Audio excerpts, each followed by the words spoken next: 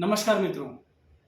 आए दिन हम समाज में देखते हैं कि महिलाओं के प्रति होने वाले जो अपराध हैं उनकी संख्या लगातार बढ़ रही है।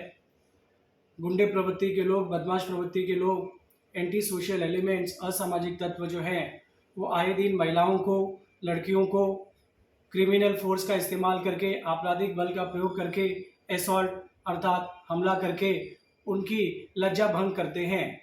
तो इस बारे में कानून में क्या प्रावधान है और ऐसी महिलाओं को और लड़कियों को इस विषय में क्या करना चाहिए। भारतीय दंड संहिता 1860 अर्थात इंडियन पिनल कोड 1860 की धारा 354 में इसके बारे में बताया गया है। धारा 354 भी कहती है कि जो कोई भी का अर्थ ये है कि वो स्त्री भी हो सकती है या पुरुष भी हो सकता है।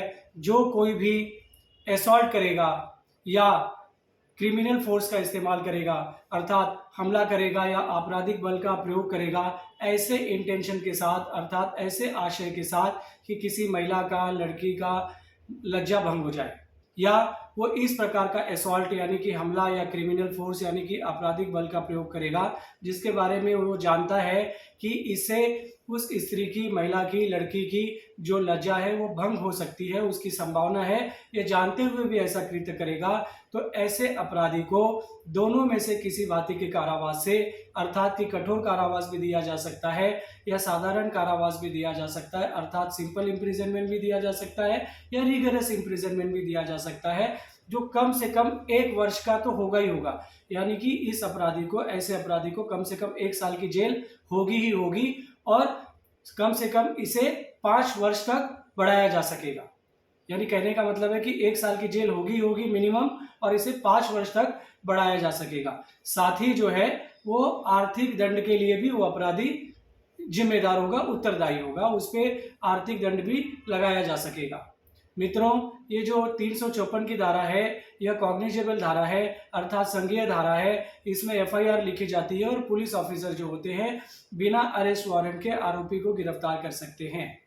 मित्रों, ये जो धारा है नॉन बेलेबल है अर्थात गैर जमानती धारा है, यानी कि आरोपी को बेल पाने का अधिकार नहीं रहता, उन्हें कोर्ट में अर्जी लगानी होगी।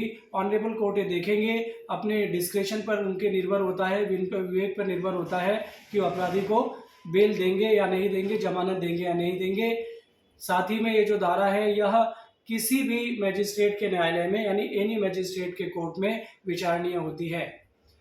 मित्रों, अगर ऐसा कोई भी अपराध समाज में घटित होता है तो जिस भी व्यक्ति के पास ये जानकारी होती है उनका ये उत्तरदायित्व है, ये कर्तव्य है कि संबंधित पुलिस स्टेशन में जाकर इस अपराध के बारे में जानकारी दे, या जो पीड़ित महिला है, लड़की है, स्त्री है, वो संबंधित पुलिस स्टेशन में जाकर एफआईआर दर्ज कराए। निश्चित रूप से ही पुलिस जो है एफआईआर दर्ज करके इन्वेस्टिगेशन करके अपराधियों को जो है सजा दिलाने में मदद करेगी।